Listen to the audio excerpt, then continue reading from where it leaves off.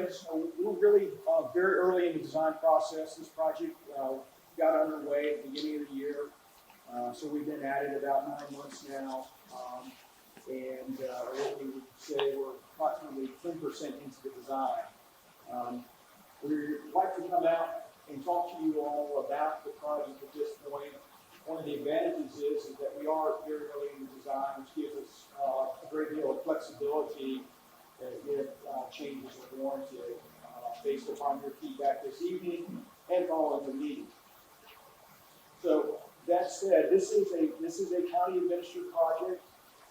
However, Lewistown and Ashcake are both state highways, and so we have to abide by VDOT policy and design. So that is somewhat limiting. It's not a bad thing necessarily, but it is somewhat limiting in what we're able to do.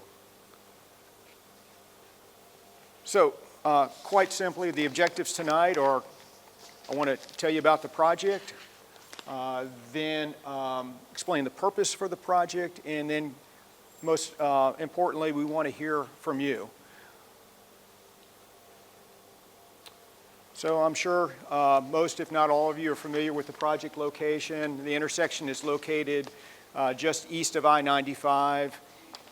To the north, or I'd say Lewistown as a connecting route carries approximately 7,300 vehicles a day. Ashcake to the north carries about 6,000, and then south of the intersection, Ashcake carries about 2,000 vehicles per day. Again, those that frequent this intersection are quite aware of the congestion that occurs, particularly when the interstate bogs down and traffic is diverted, and also due to the number of businesses that are located along the corridor, the truck stop. All of that generates a lot of through traffic. And it's that congestion, along with some of the safety issues in the intersection, that have really led us to this point. So again, safety and operations, that is really the objectives that we're trying to address, and I'll explain those a little bit further in the next slide. So from a safety standpoint, and I'm pleased there are handouts, so you all can refer to the handouts. They may be easier to see than the slides on the screen.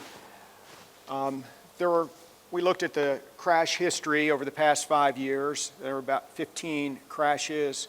12 of those, fortunately, were property damage, although unfortunately 3 involved injuries. The types of crashes that we saw were rear-end crashes predominantly, and angle crashes. And again, that's kind of what you would expect to see at a intersection of this type.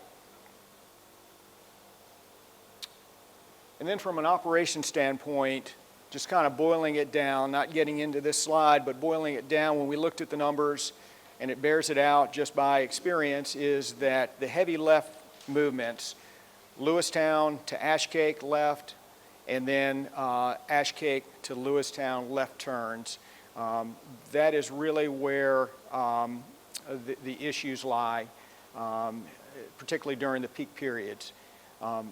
Trucks exacerbate the problem. They take longer to clear the intersection. They're longer in length, so they tend to block things. And so when you have the trucks making those movements, and there are a fair amount that make that movement, it creates delay and congestion.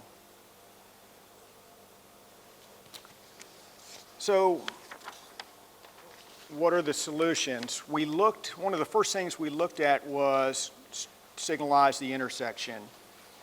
And to do that, we applied something that's called a traffic signal warrant analysis. And this is a national guideline that determines or helps determine the need for a traffic signal.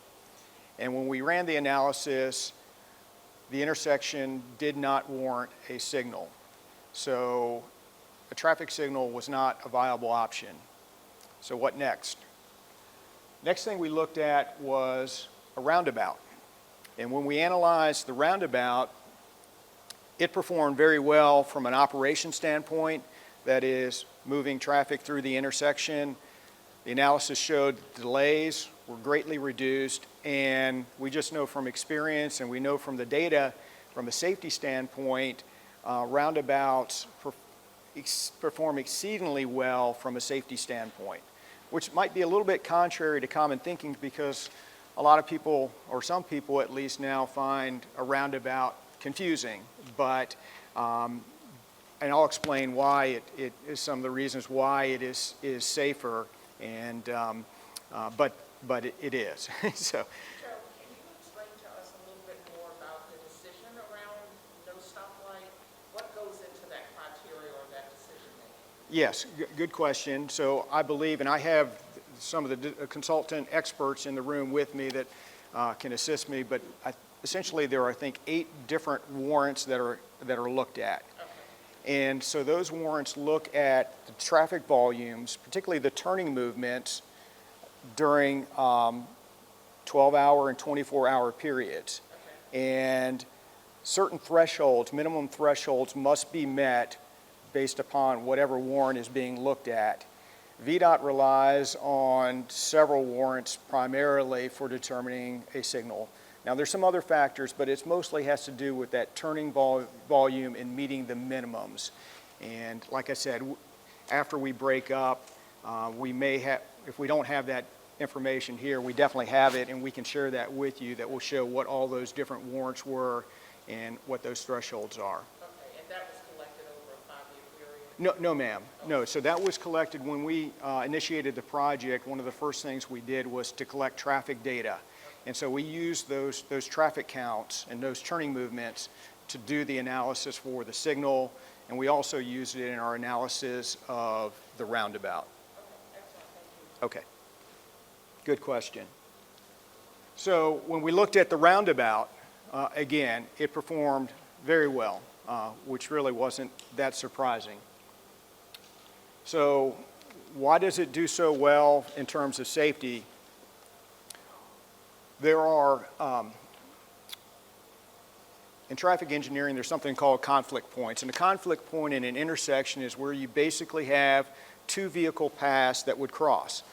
So for a 3-legged intersection, has 9 conflict points. So conflict point is essentially an opportunity for an accident. So if you have fewer conflict points, you have less potential. A roundabout, by comparison, has 6 conflict points. So just from a pure theoretical standpoint, there are fewer opportunities. Other things that play into it is travel speeds. Typically, the travel speeds through a roundabout are slower than a signalized intersection.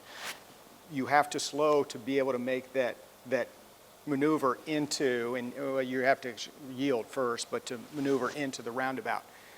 So even when the few instances you do have crashes, they tend to be less severe. You're not going to see the T-bone type collisions, which are the most severe typically, that you would get at a we'll call it a conventional intersection. And I'll say there's a ton of data before and after studies that have been performed that bear this out. I mean, there's a lot of numbers here. I'm not going to go through all of those, but just case after case, they are inherently safe. So there's a lot to unpack here. This is the preliminary design. Again, we are very early in the design stage. I'll call it 10%, if you will. Some of the main features, we have a center island surrounded by a truck apron. So the orange circle is designed for trucks, okay? And we know there are a lot of trucks that come through here. So standard passenger vehicles, SUV, buses, they would track on the roadway, but larger trucks will use the apron to traverse the roundabout. The red lines that you see are what we're showing as proposed right-of-way lines. Okay, so we have proposed right-of-way in this quadrant, proposed right-of-way in this quadrant. We are not showing the need for any additional right-of-way on this side of the road. And part of that is due to the fact that we have intentionally offset the roundabout. And again, that was intentional to help slow vehicles. So if we don't want to see a straight path and the potential for somebody driving right on through the middle, and that would not be good.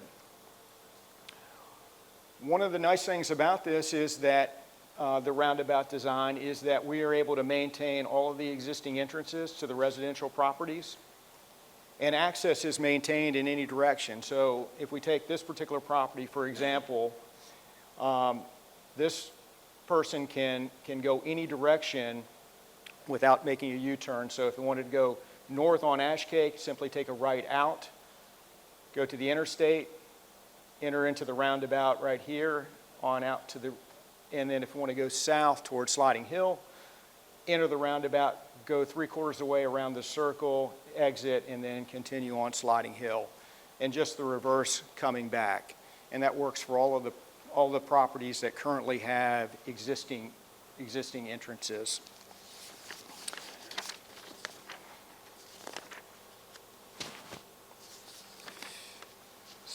There's a lot here. I want to make sure I don't miss anything. We're still assessing the drainage needs. There is a potential that we need a stormwater basin, and we've kind of highlighted this particular area as being a good location. That was determined based upon grades. That's kind of a low point. So, but that hasn't been determined yet.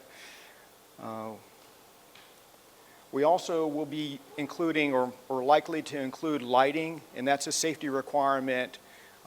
So it will be baffled. All the light will be directed towards the roundabout and not to the outlying properties, but that's also something that is likely to be included.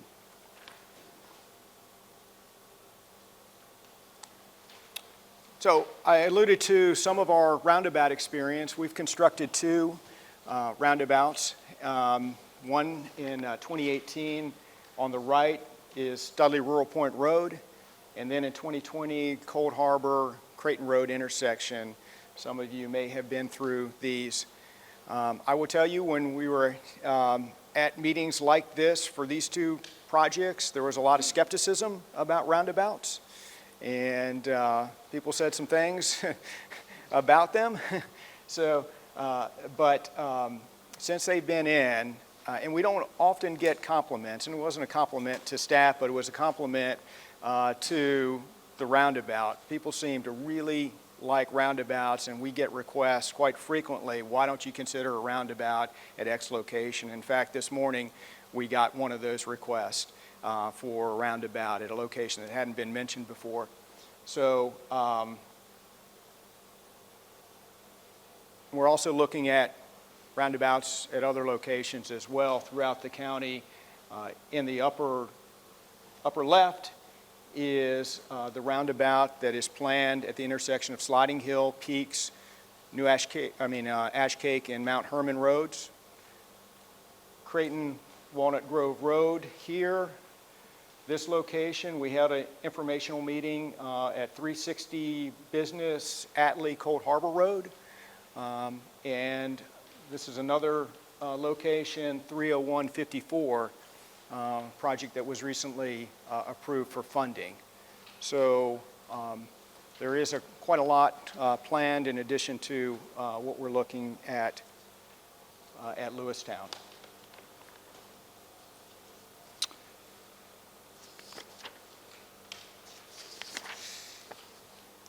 So this slide kind of gives the perspective. Lewistown, Ashcake, roundabout here, Sliding Hill, Peaks, Ashcake, Mount Herman roundabout that I mentioned a moment ago. We acknowledge that both projects will have an effect on the Brown Grove Historic District. We acknowledge that. It will affect the character, it will affect the appearance of the district. But we would like to engage to see if there's any interest to do something to acknowledge the history of that area, incorporate that into the project. Just a suggestion. Don't know if that's something that would be appropriate or not, but we would like to engage with you, at least that possibility. This is not certainly something that county staff should be deciding. It really should be something that is a community decision. And we've toyed around with a few ideas, and these are simply conceptual possibilities. We are not suggesting these exhibits that I'm going to show in a second. You've probably seen them in the handout. But these renderings were developed, again, just to begin the conversation, to see if there is any interest. And if there is, we would welcome that opportunity outside of this meeting to have that discussion to see what the possibilities are. Excuse me. The intersection at Ashcake and Sliding Hill Road, the Green T intersection, why couldn't we consider something like that for Ashcake Road? Can I defer to you on that one? Because we have far more trucks at Ashcake and Lewistown than Sliding Hill and Ashcake. I think at this juncture, no options really totally excluded until we get through. But one of the things the Green T would not provide that the roundabout does provide, and I could use this option, is, and we've gotten some of the complaints, we knew it was going to happen, is the downside with signals. Signals require people to stop operation. Now, when we did the signal warrant analysis for the new Ashcake Sliding Hill Green T, it is just partially signalized. So you do have a through movement that's continuous, and that's helpful. So conceptually, it would fit that. But it met the warrant analysis there. I'll go back and check. I do not believe it'll meet the warrant analysis here. We can double check that. It won't perform operationally as well because it requires, again, traffic to stop and sit. The roundabout allow for the free movement during those, in particular, off-peak hours. So you have people pull up, instead of just sitting at a light waiting, they're able to move on through. And that's the primary reason the roundabout is selected. The other thing the roundabout offers, it offers a lot of mobility options. And once people figure it out, you can do a U-turn in any direction very conveniently. And the green T's are so restrictive in terms of traverse, and this intersection is not heavily traveled by trucks. That is the new Ashcake and Sliding Hill area. You get very few trucks coming from new Ashcake to Sliding Hill. It is adapted so that they can mount that curve. But again, some of the constraints with the medians confine trucks more than we would have in the case of that. So the internal truck apron and some of the things that are there to accommodate trucks don't exist in that option as conveniently. It's not to say they can't be considered. But those are the primary considerations, are really the overall operations of the intersection. And again, we can talk more about that probably. Any other thoughts about this before I move to the next slide? Only one other question about it. In your analysis, was anything considered about how many people outside of the general area that would have to use this because of the rerouting of traffic off of 95 pretty consistently? Because, we have a lot of people traveling from other states that aren't as friendly as people in Virginia. And so, as far as them getting hung up in that circle and not just being nice about using it, and the backup that would end up on Lewistown Road as a result of that. I hear you saying that logically it makes sense that people would alter, movement. But the reality is we're dealing with people and it's a whole nother world right now. It is. So several things. Thanks for the comment. The roundabout is not going to be the be-all, end-all. So when you do have those periods where you have bogged down 95 and people are being rerouted off, it's only going to be able to process so much. So these mapping programs, they have algorithms and that help determine, where to go. I was coming back from Roanoke this past weekend and was on I-81 and it was bogging down, and my wife is on Waze trying to figure out the way, and we're seeing everybody hopping off on the next exit, and like, well, why isn't it telling us to get, are we idiots for going forward? And it took us to the next intersection, interchange, and then we got off and went a different route. We all ended up meeting at the same place, but so again, it can only handle so much. It's kind of like water. It's going to find its equilibrium point, but once there's saturation on all the routes, everybody is going to suffer. When we looked at the traffic, we looked at primarily what we do is we look at kind of the worst hour of the day, which in almost all instances is going to be your morning or your afternoon peak period, and that's what we design to for normal conditions, but it's difficult to design for these extraordinary type situations. John, if I could add though, when we look at failure because of traffic of roundabouts, they still function better than signals.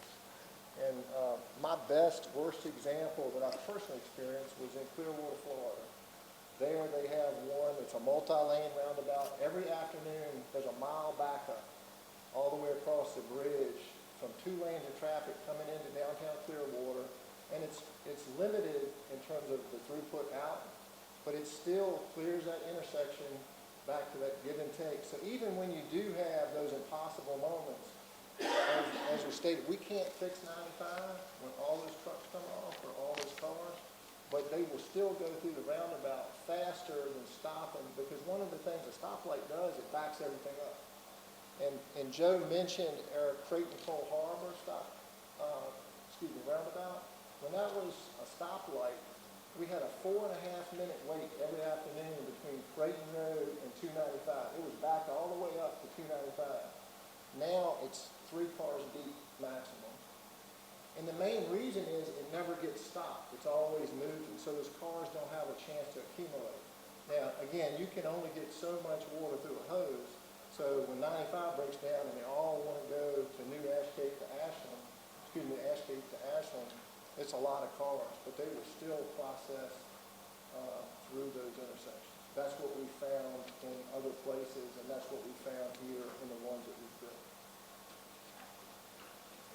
And I get what you're saying, but right now with it just the way it is, when the vehicles come off from 95 and go to Ashcake to Route 1, sometimes it takes like 20 minutes sitting in your yard before you can get out, and that's with the stop sign. I don't know unless they run in a stop sign or something, but I live at 10146 Ashcake, so I'm away from the roundabout. But with that continuous flow, this would be almost impossible to get out of your yard, going that way.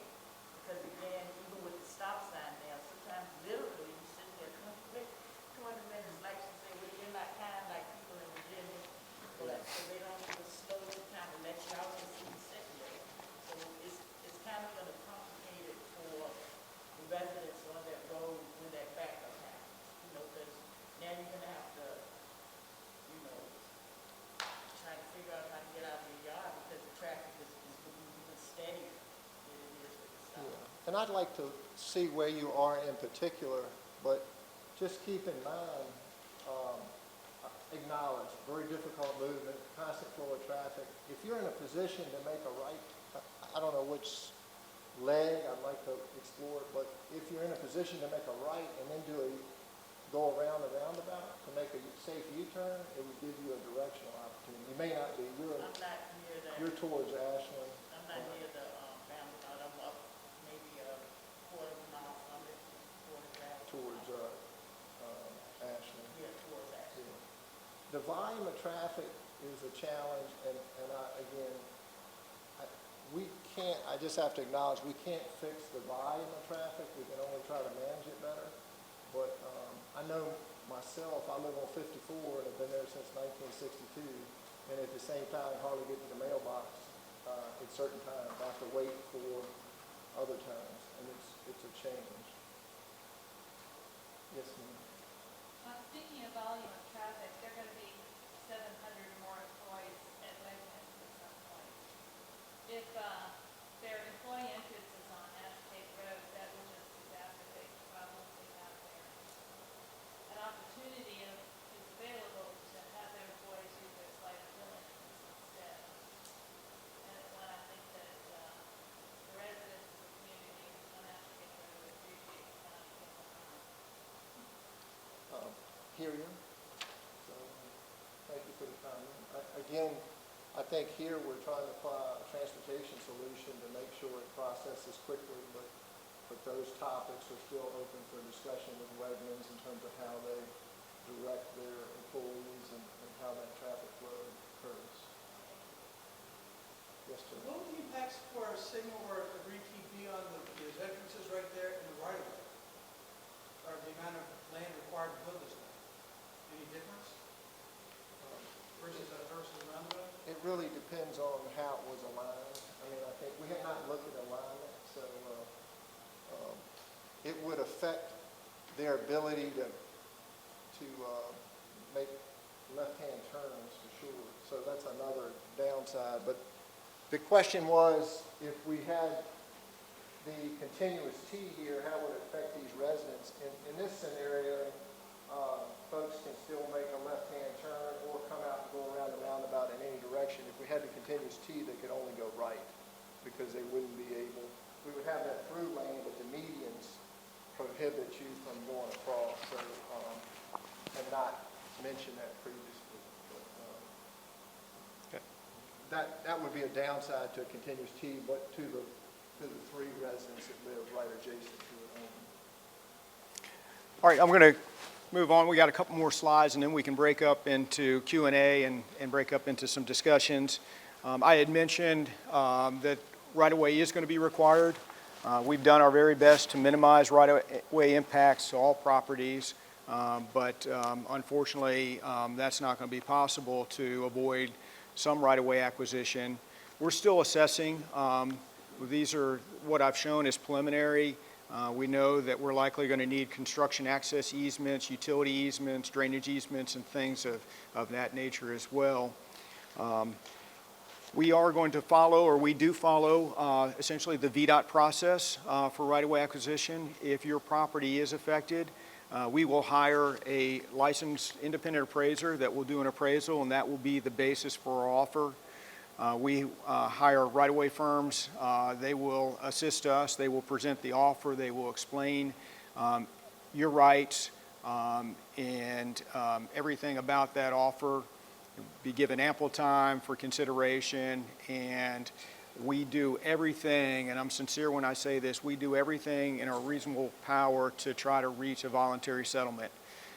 That is our primary objective when it comes to right-of-way.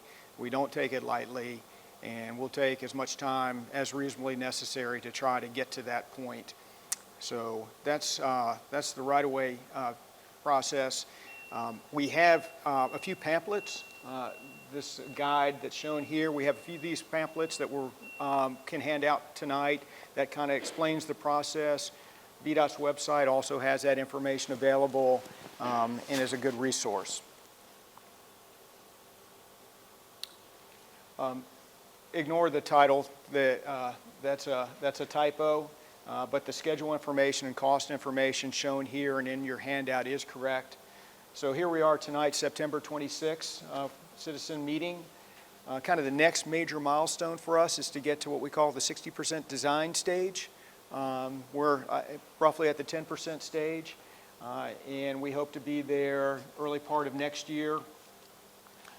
Right-of-way acquisition would occur beginning in fall of 23.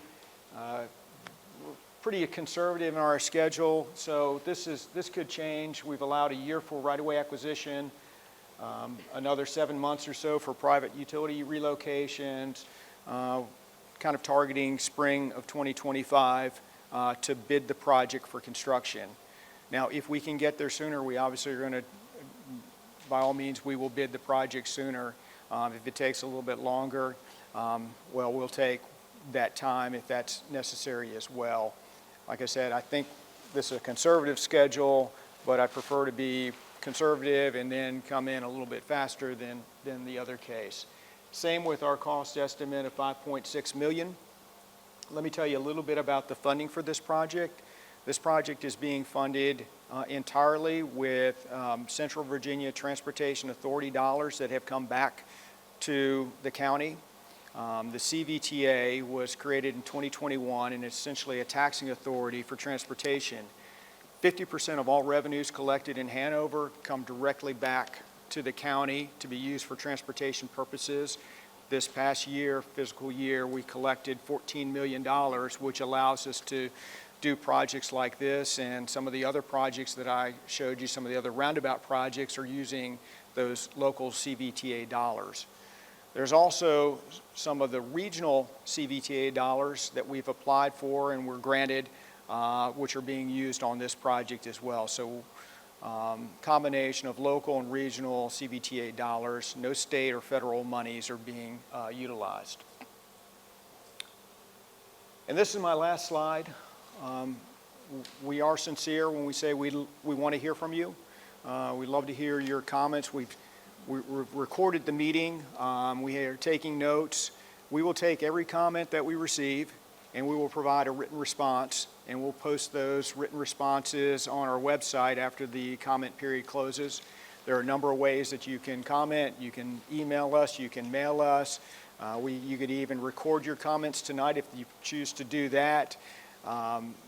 But we do ask that you have your comments to us by October 6th so they can be included in the formal meeting report. If we get your comment on October 8th or October 9th, we're still going to respond, okay? We're not going to disregard it, but to be included in the formal report for this meeting, and we'd like to have those by October 6th. Other contact information is provided, so you have that in your handout. And so that concludes kind of the formal presentation. I'll turn it back over to Mike for additional questions. And Are there other questions? Yes, ma'am.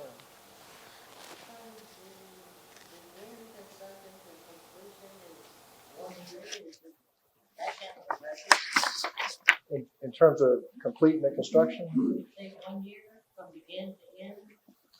Yes, it took us about 8 to 9 months to build the one at Creighton Cole Harbor.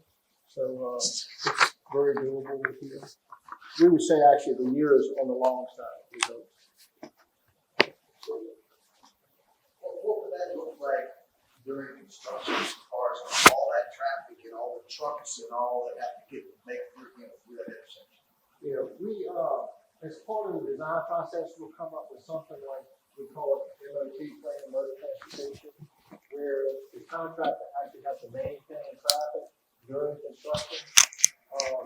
We also limit the hours of construction, so we won't have construction going on, say, before 9 o'clock in the morning, let the morning peak go and then stop by 3 o'clock in the afternoon.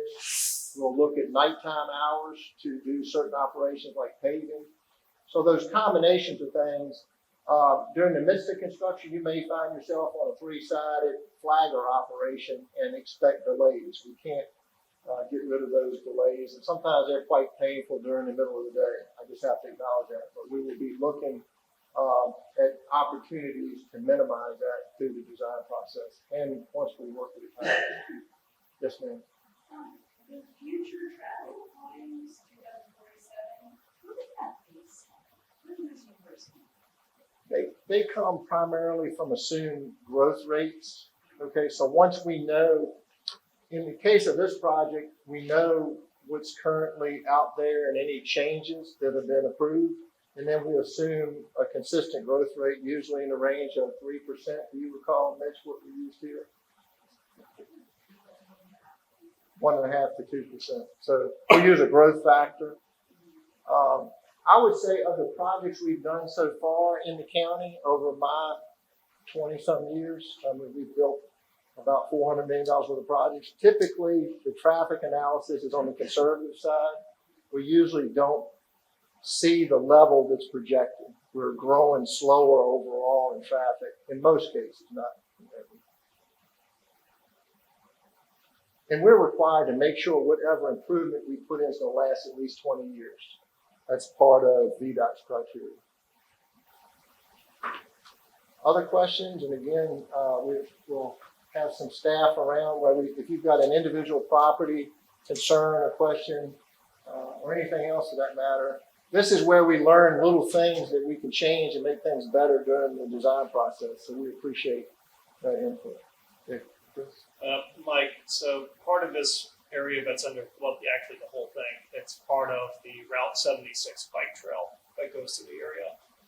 Has that been a part of the consideration for the options considered?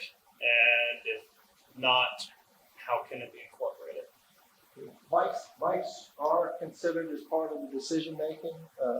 Here, our assumption is bikes will assume the path of the vehicle, since that's what the receiving road network provides. Typically, the lanes inside the roundabout are a little wider to make sure that works out. But if there are more specific inquiries or comments from the biking groups, that's the stage we're at. We didn't separate and do an independent bike lane just because of the relatively infrequent use. But again, that's how it's been structured.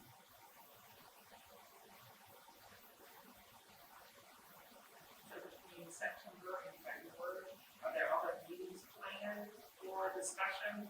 Or how will we get to that 60%?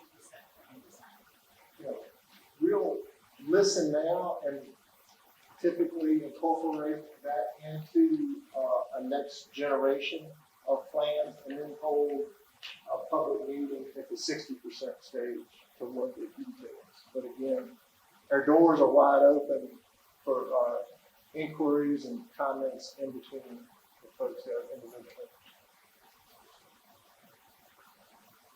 So, if you get back to others in your community that have particular concerns or interests we need to dig into deeper, we're certainly in a position to do that, even if it means holding a special meeting, whether that's for an individual group or entity or something broad.